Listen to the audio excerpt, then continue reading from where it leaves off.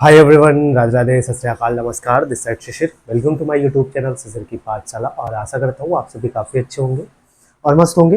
And as you all know that we all are preparing for our upcoming KVS PRD 2025। और आपका जो railway PRD teacher का जो syllabus है वो दोनों का सेम है। और टीचिंग एप्टीट्यूड कह लीजिए, प्रोफेशनल एबिलिटी कह लीजिए, पेडागोजी कह लीजिए, दोनों का सिलेबस बहुत सेम है। तो हम लोग पढ़ रहे हैं, दूसरा यूनिट पढ़ रहे हैं। पहला यूनिट हमारा पूरा कंप्लीट हो चुका है and we are going through according to syllabus. तो हम सारी चीज़ें सिलेबस के अकॉर्डिंग कंप्लीट कर रहे हैं। तो आज हम लोग थियरी पढ़ रहे हैं वेरियस साइकोलॉजिस्ट की, जो कि आपका कॉग्निटिविज्म, जिसको हम कहते हैं संज्ञानवाद के अंतर्गत जो भी सारी थियरीज आती हैं उसके बारे में हम लोग पढ़ रहे हैं। तो हम लोगों ने पढ़ा है लेव वाइगोत्स्की के बारे में पढ़ा है, और वहीं बात करें तो जीन पियाजे के बारे में भी पढ़ा है। तो आज जो थियरी हम पढ़ेंगे वो पढ़ेंगे किसके बारे में? ब्रूनर के बारे में। ठीक है, किसके बारे में? Brunner's theory of cognitive development के बारे में पढ़ेंगे। तो चलिए स्टार्ट करते हैं आज का अपना टॉपिक। तो बात करें, जो आज का हमारा टॉपिक है वो है भाई Bruner's theory of cognitive development. ठीक, Bruner's theory of cognitive development. तो ये चीजें हैं, इसके बारे में हम पढ़ेंगे, जिसको हिंदी में कहते हैं ब्रूनर का संज्ञानात्मक विकास का सिद्धांत। ब्रूनर का संज्ञानात्मक विकास का सिद्धांत। ठीक है, ये थियरी का नाम है। तो इस थियरी के बारे में पढ़ेंगे। तो भैया सबसे पहली चीज एक चीज मैं बता दूं, तो इन्होंने भी संज्ञानात्मक विकास जैसे जीन पियाजे ने दिया, ऐसे इन्होंने भी अपनी थियरी दी और सेम वैसे ही दिया। ठीक है, जैसे जीन पियाजे ने दिया, उन्होंने 4 स्टेजेस बताई थी, इन्होंने 3 स्टेजेस बताया अपना। ठीक है, इन्होंने 3 स्टेजेस को बता दिया। लगभग इनका हूबहू सेम है, थियरी जो है वो सेम है, कॉन्सेप्ट भी लगभग सेम है, लेकिन इन्होंने कुछ कॉन्सेप्ट डिफरेंस दिए थे जिसके बारे में हम लोग पढ़ेंगे। तो चलिए सबसे पहली चीज जो हमारे जेरोम सिमर ब्रूनर साहब है, इनके बारे में पढ़ेंगे कुछ बेसिक चीजें। तो अगर मैं आपको बताऊं तो ये भाई रहने वाले कहाँ के थे? तो यूएसए के थे। ठीक है, यूएसए के रहने वाले थे। ये यूएसए के साइकोलॉजिस्ट थे, ठीक है, साइकोलॉजिस्ट थे, जिन्होंने कॉग्निटिव डेवलपमेंट थियरी दी। ठीक है, कॉग्निटिव डेवलपमेंट थियरी के बारे में बताया इन्होंने भी सेम वही दी। और वही बात करें तो इन्होंने, ठीक है, लर्निंग मोड्स की बात करें, या आप कह लीजिए कि आपकी जो इन्होंने 3 लर्निंग मोड्स बताए थे, ठीक है, वो कौन कौन से हैं इसके बारे में बात करेंगे। तो इन्होंने 3 लर्निंग मोड्स बताए थे। पहला क्या बताया था? ठीक है,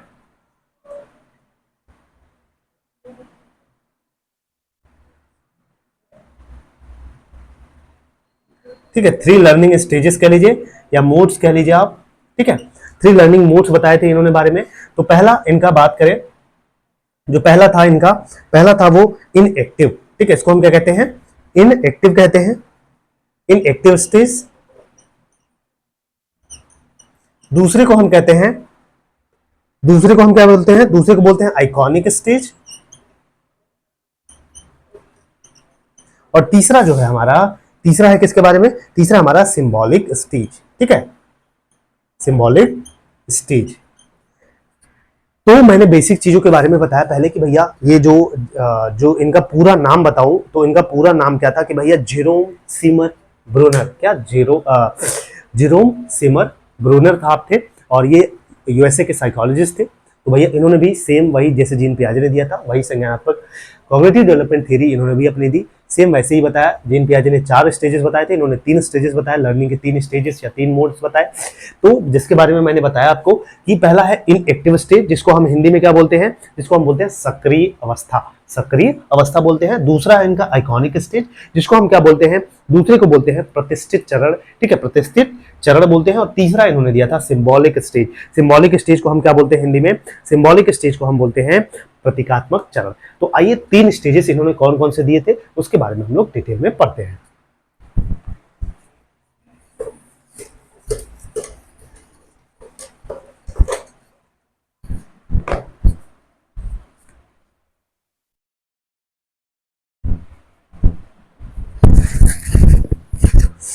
तो पहला स्टेज इनका है भाई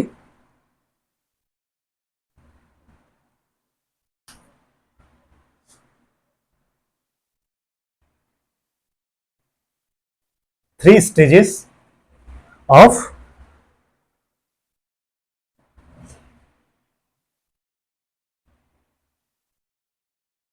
लर्निंग गिवन बाय ब्रूनर। ठीक है, गिवन बाय ब्रूनर। तो इनकी जो तीन स्टेजेस थी जिसको ब्रूनर साहब ने दिया था, पहले स्टेज के बारे में बात करेंगे तो पहले स्टेज को ये बोलते हैं क्या, इनएक्टिव स्टेज। क्या, इनएक्टिव स्टेज बोलते हैं। ठीक है, इनएक्टिव स्टेज बोलते हैं, जिसको हिंदी में क्या बोलते हैं हम लोग, सक्रिय अवस्था बोलते हैं, सक्रिय अवस्था बोलते हैं। ठीक है, इसको हम क्या बोलते हैं, सक्रिय अवस्था बोलते हैं। तो इसमें पहली चीज हम जानेंगे कि भैया ये जो जेरोम ब्रूनर साहब थे, इन्होंने तीन लर्निंग मोड्स दिए थे, तीन लर्निंग के स्टेजेस दिए थे। पहला स्टेजेस है उनका इनएक्टिव स्टेज, जिसको हम हिंदी में बोलते हैं क्या, सक्रिय अवस्था। इसमें पहली चीज जो हमें जानना है, इसका लाइफ स्पेन क्या होता है, तो ये बर्थ से 1 साल होता है। ठीक है, बर्थ टू 1 ईयर। ठीक है, जन्म से 1 साल। ठीक है, 1 वर्ष तक इसकी अवस्था है। और वही बात करें, जब भी कोई बच्चा, ठीक है, कोई भी बच्चा, when a child learns through, when a child learns through movement और सम एक्शंस,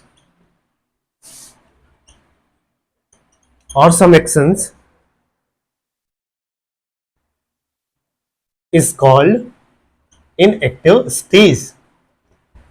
ठीक है, इनएक्टिव स्टेज, इसमें मैंने क्या बताया कि भैया इनएक्टिव स्टेज जो होता है, सक्रिय अवस्था होती है, ये इसकी लाइफ स्पैन कितनी होती है, बर्थ, जन्म से लेके 1 साल होती है, बर्थ टू 1 ईयर होती है। वहीं इसमें क्या होता है, इसमें व्हेन अ चाइल्ड, मैंने पहले जो लिखा है, when a child learns through movement और some body actions is called inactive stage. मतलब जब भी कोई बच्चा अपने बॉडी के एक्शन से, ठीक है, वो अपनी बॉडी से कोई एक्ट करे या मूवमेंट करके कोई भी चीज सीखता है, तो उसी को हम क्या बोलते हैं, इनएक्टिव स्टेज बोलते हैं या सक्रिय अवस्था बोलते हैं। सक्रिय का मतलब ही है कि बच्चा एक्टिव होकर सक्रिय रूप से किसी चीज को बिना जाने बिना समझे अपने बॉडी मूवमेंट्स के साथ, अपने एक्शन के साथ चीजें सीख रहा है, बार बार रिपीट कर रहा है, या लर्निंग बाय डूइंग, इसी को हम कहते हैं लर्निंग बाय डूइंग। मतलब खुद करके कोई बच्चा सीख रहा है, तो इसी को हम क्या बोलते हैं, करके सीखना, या मतलब इनएक्टिव स्टेज बोलते हैं। इसमें क्या होता है भैया, बच्चा जो है अपना फिजिकल एक्शंस करता है। फिजिकल एक्शंस क्या होता है, अब जैसे मैं बात करूं, कोई चीज बच्चा कर रहा है, ठीक है, जैसे मान लीजिए आप कोई चीज हटा रहे हो, ठीक है, कोई चीज हटा रहे हो या कोई चीज गर्म है, आप बच्चे के सामने कोई चीज गर्म रख रहे हो, तो बच्चा हटा लिया, ठीक है, जैसे बच्चे ने टच किया उसको हटा लिया, तो ये क्या हुआ, अब कोई भी चीज उसको गर्म मतलब फील होगा या महसूस होगा, तो वो तुरंत हटा लेगा। ठीक है, उसके मेमोरी में स्टोर हो गई कि गर्म चीजें मैं टच करूंगा तो मुझे मतलब मैं उसको मुझे हाथ अपना हटा लेना चाहिए वहां से। ठीक है, ये बच्चा हमेशा बोलेगा। तो ये चीज होती है इस स्टेज में। तो बच्चा क्या होता है, चीजों को रिपीट करता है, रिपीटेशन मोड में करता है, और जब रिपीटेशन मोड में करता है तो वो चीजों को सीख जाता है, उसके मेमोरी में चीजें स्टोर हो जाती है, और जितना स्टोर होती है वो उतना ज्यादा सीखने लगता है। जैसे बात करूं, ठीक है, बात करूं, जैसे एग्जाम्पल के तौर पर मैं बात करूं, प्ले विथ बुक। ठीक है, प्ले विथ बुक, मैंने बताया कि बच्चा पहले इसमें किताबों के साथ खेलना, ठीक है, किताब के साथ खेलता है, उसको किताब दे दीजिए, उसको कुछ भी नहीं पता कि इसमें क्या है क्या नहीं है, ABCD लिखा है या क्या पढ़ने के लिए किताब होती है, या किताब का यूटिलाइजेशन क्या है, उसको कोई मतलब नहीं है। लेकिन बच्चे को आप देखेंगे किताब के साथ खेलता है, तो ये किस अवस्था में है, मतलब इनएक्टिव स्टेज में है, सक्रिय अवस्था में है। ठीक, समझ गए, चलो आगे चलते हैं। जब भी कोई बच्चा अपने बॉडी एक्शन के या मूवमेंट के थ्रू कोई चीज सीखे या लर्न करे, उसी को हम कहते हैं इनएक्टिव स्टेज। अब दूसरे स्टेज पे चलते हैं।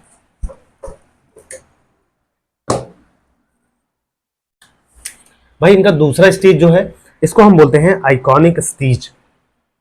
इसको हम क्या बोलते हैं, आइकॉनिक स्टेज। ठीक है, आइकॉनिक स्टेज। अब इसको कहने का क्या मतलब है, इसको हम बोलते हैं प्रतिष्ठित चरण।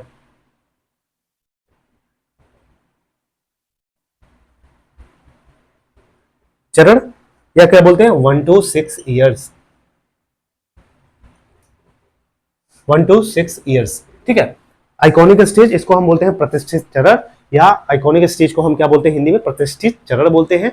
सबसे पहली चीज इसमें हमें क्या जानना है, इसकी लाइफ जो स्पैन है इसका क्या है, 1 to 6 ईयर्स, 1 से 6 साल इसकी होती है। और इसमें क्या होता है, इसमें बच्चा, ठीक है, इसमें बच्चा when a child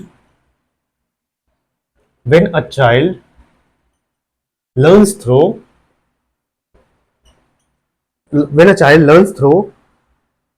images और आइकन्स, ठीक है। तो इसमें क्या होता है, बच्चा अपने इमेजेस के साथ या आइकन्स के साथ सीखता है, जैसे, ठीक है।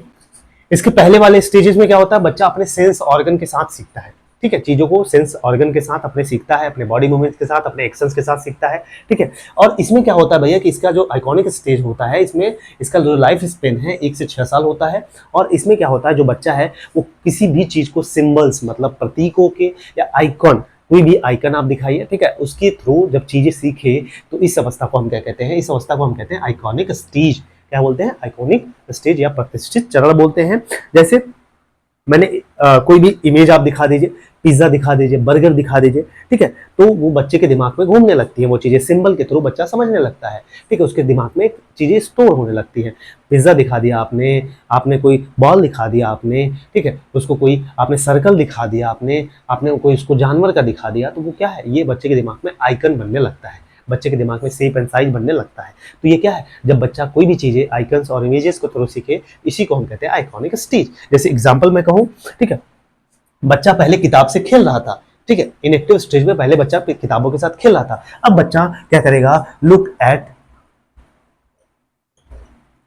The picture of the book, ठीक है। अब बच्चा किताबों को जो पिक्चर वगैरह हैं उस पे देखता है, तो उसके थ्रू बच्चे के दिमाग में कोई भी चीज लर्न करता है या उसके अंडरस्टैंडिंग जो है वो दिमाग में आती है, ठीक है, समझ गए। चलो आगे चलते हैं।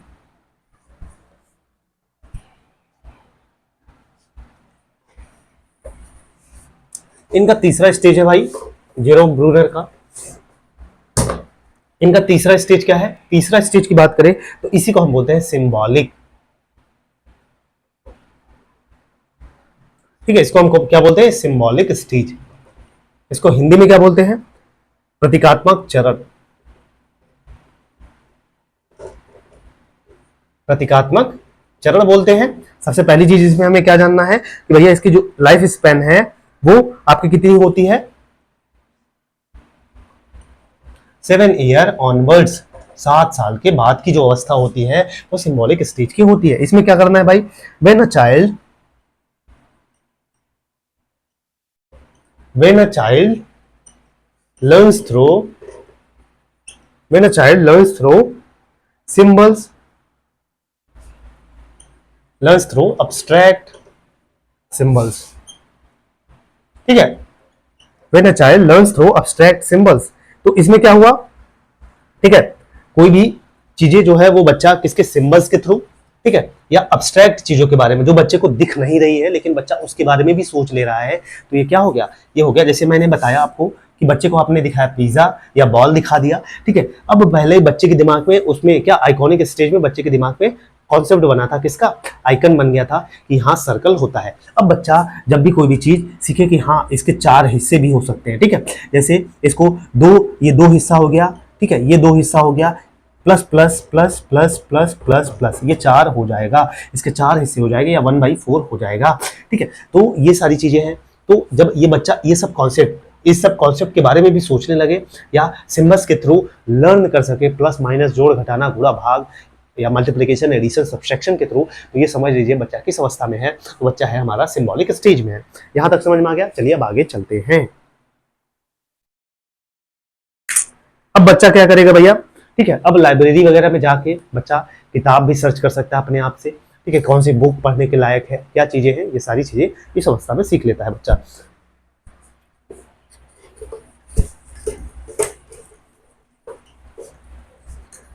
अब आगे की चीजों की मैं बात करूं तो भैया इन्होंने क्या दिया था, कुछ कॉन्सेप्ट दिए थे, ठीक है, कॉन्सेप्ट्स गिवन बाय ब्रूनर्स, ठीक है, ब्रूनर साहब ने क्या कुछ कॉन्सेप्ट दिए थे, कौन कौन से कॉन्सेप्ट दिए थे, आइए उसके बारे में जानते हैं। तो पहले बात करूं, इन्होंने 3 कॉन्सेप्ट दिए थे। पहला कॉन्सेप्ट दिया था डिस्कवरी लर्निंग, डिस्कवरी लर्निंग। दूसरा कॉन्सेप्ट इन्होंने क्या दिया था, दूसरा कॉन्सेप्ट इन्होंने दिया था continuous development,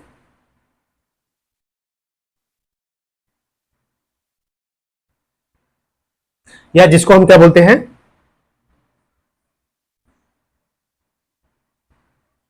spiral curriculum, spiral curriculum बोलते हैं इसको हम। एंड तीसरा स्टेज इन्होंने दिया था कॉन्सेप्ट अटेनमेंट, अटेनमेंट मॉडल।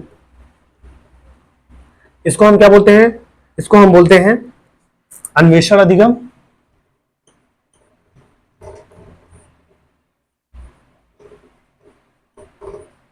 दूसरे को हम क्या बोलते हैं, इसको बोलते हैं सर्पिल पाठ्यक्रम या चक्रीय पाठ चर्चा, चक्रीय पाठ्य चर्चा। इसको हम बोलते हैं सक्रिय पाठ चर्चा। तीसरे को बोलते हैं हम क्या बोलते हैं, तीसरे को हम बोलते हैं संप्रत्यय प्रतिमान, संप्रत्यय प्रतिमान बोलते हैं। ठीक है, तो इन्होंने 3 कॉन्सेप्ट दिए थे भैया, किसने, जेरोम ब्रूनर साहब ने ही दिए थे। तो पहला है डिस्कवरी लर्निंग, जिसको हम बोलते हैं अन्वेषण अधिगम। दूसरा हमारा स्पाइरल करिकुलम, जिसको हम बोलते हैं क्या, चक्रीय पाठ चर्चा। तीसरा दिया है कॉन्सेप्ट अटेनमेंट मॉडल, जिसको हम बोलते हैं संप्रत्यय प्रतिमान। ठीक है, तो ये 3 थियरी मतलब इन्होंने 3 कॉन्सेप्ट दिए थे। आइए तीनों कॉन्सेप्ट को बारी बारी से जानते हैं।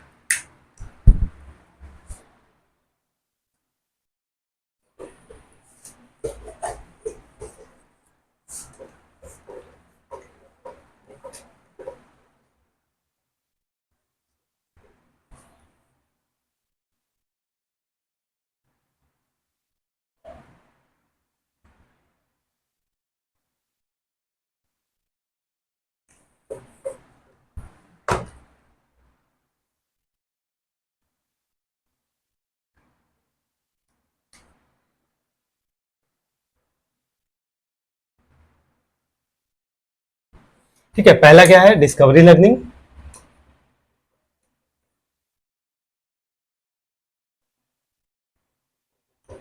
इसी को हम किस नाम से जानते हैं, इसी को हम बोलते हैं प्रॉब्लम बेस्ड लर्निंग,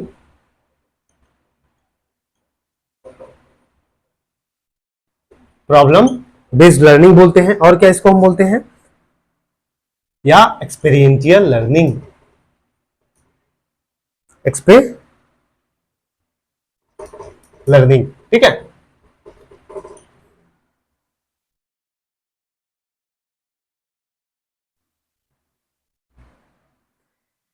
तो इसको हम समस्या प्रॉब्लम, मतलब इसको हम प्रॉब्लम बेस्ड लर्निंग बोलते हैं या एक्सपीरियंशियल लर्निंग बोलते हैं, जिसको हम क्या बोलते हैं हिंदी में, जिसको हम बोलते हैं हिंदी में क्या, जिसको हम हिंदी में बोलते हैं, इसको हम बोलते हैं रचनावादी आधारित, या आप बोल सकते हो समस्या आधारित, या इसको आप क्या बोल सकते हो, अनुभवात्मक अधिगम बोलते हैं। क्या, अनुभवात्मक अधिगम बोलते हैं। ठीक है, तो ये इसकी 3 चीजें नाम है, तीन नाम है भाई इस थियरी के। तो इसमें आपको समझ में ही आ रहा होगा, जब भी कोई बच्चा, ठीक है, जब भी कोई बच्चा मतलब किसी भी प्रॉब्लम को, ठीक है, किसी भी प्रॉब्लम को सॉल्व कर ले, उसके सॉल्यूशन को खोज ले, ठीक है, डिस्कवर कर ले, इसी को हम क्या बोलते हैं, डिस्कवरी लर्निंग बोलते हैं। ठीक है, किसी भी समस्या को वो बच्चा अपने तरीके से खोज के या अपने अगल बगल वालों से, अपने पीयर ग्रुप से बात करके उसका सॉल्यूशन निकाल ले, डिस्कवर करके, तो इसी को हम कहते हैं डिस्कवरी लर्निंग। जैसे भाई जेरोम ब्रूनर को फादर ऑफ डिस्कवरी लर्निंग कहा जाता है। ठीक है, फादर ऑफ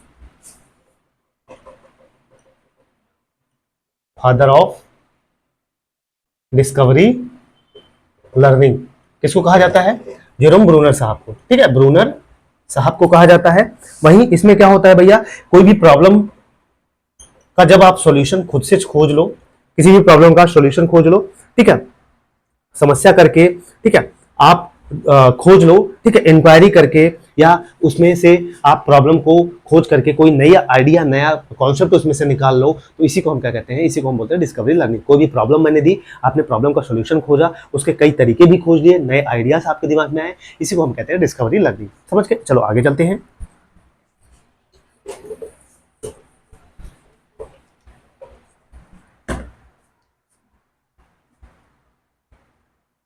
दूसरा है हमारा स्पाइरल करिकुलम।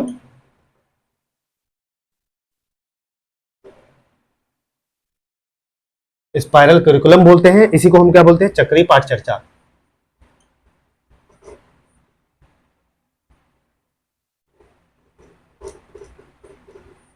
चक्रीय पाठ चर्चा बोलते हैं। इसमें क्या होता है भाई, इसमें क्या होता है, ठीक है, इसमें जैसे कोई भी कॉन्सेप्ट हुआ, ठीक है, कोई भी कॉन्सेप्ट हुआ, स्पाइरल करिकुलम कहने का क्या मतलब है, जैसे मैंने मान लीजिए कोई भी चीज आपको बेसिक कॉन्सेप्ट मैंने आपको पहले मान लीजिए ग्रेजुएशन में है आप, ठीक है, या किसी भी क्लास में है, क्लास फर्स्ट में कोई भी बेसिक कॉन्सेप्ट आपने ABCD पढ़ा, ठीक है, या नंबर्स पढ़ा है 1 2 3 पढ़ा, वो आगे चल के आपका एडिशन में, सब्सट्रैक्शन में, मल्टीप्लिकेशन में सपोर्ट करेगा, मदद करेगा, कहीं ना कहीं कैलकुलेशन में मदद करेगा। तो जब भी कोई कॉन्सेप्ट, पिछला वाला कॉन्सेप्ट आपके आगे कोर्सेस में, आगे की क्लासेस में मदद करे, उसी को हम क्या बोलते हैं, स्पाइरल करिकुलम बोलते हैं। क्या, पाठचर्चा या चक्रीय पाठचर्चा बोलते हैं। ठीक है, तो इसमें बात करें, पहले बच्चा एक्टिव होगा, ठीक है, फिर चीजों को कंस्ट्रक्ट करेगा, उसके बाद क्या होगा, बच्चे के अंदर न्यू आइडियाज आएंगे। ठीक है, बच्चा एक्टिव होगा, चीजों को कंस्ट्रक्ट करेगा, उसके बाद न्यू आइडियाज बच्चे के अंदर आते हैं। ठीक है, तो इसी को हम क्या बोलते हैं, बच्चे का जो लेवल है वो इंक्रीज होने जाता है। ठीक है, बच्चे का जो लेवल है वो इंक्रीज होने लगता है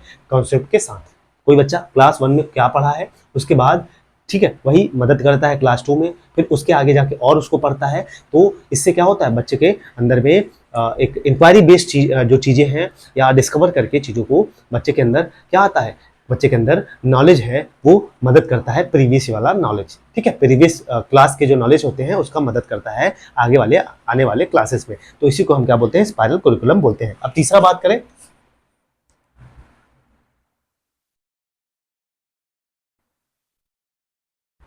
तीसरा हमारा concept attainment. Concept attainment model. ठीक है, इसमें क्या होता है भाई,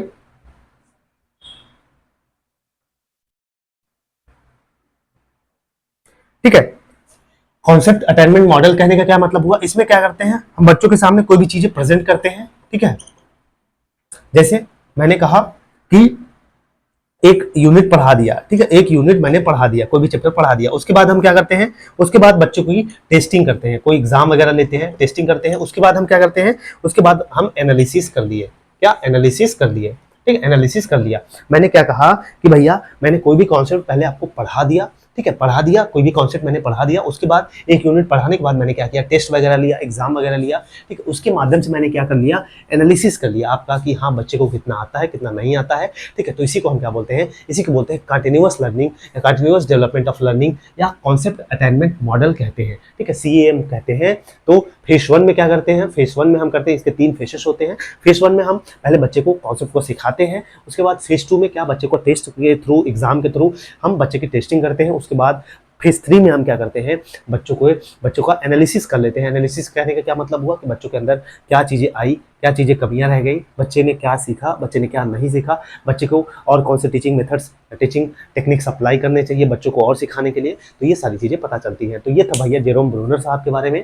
आई होप सो की चीज़ें समझ में आ गई होंगी। अब हम आगे पढ़ेंगे रॉबर्ट गैने का और कुछ जो थियरीज बची हैं अल्बर्ट बंडूरा की। तो सारी थ्योरीज को हम पढ़ेंगे भाई, एकदम ऐसे ही स्मार्ट तरीके से, चीज़ों को बहुत सिंपल तरीके से पढ़ेंगे। बाकी ऑल द बेस्ट। चैनल पे नए हैं तो चैनल को लाइक से सब्सक्राइब कर सकते हैं। जय हिंद, जय भारत।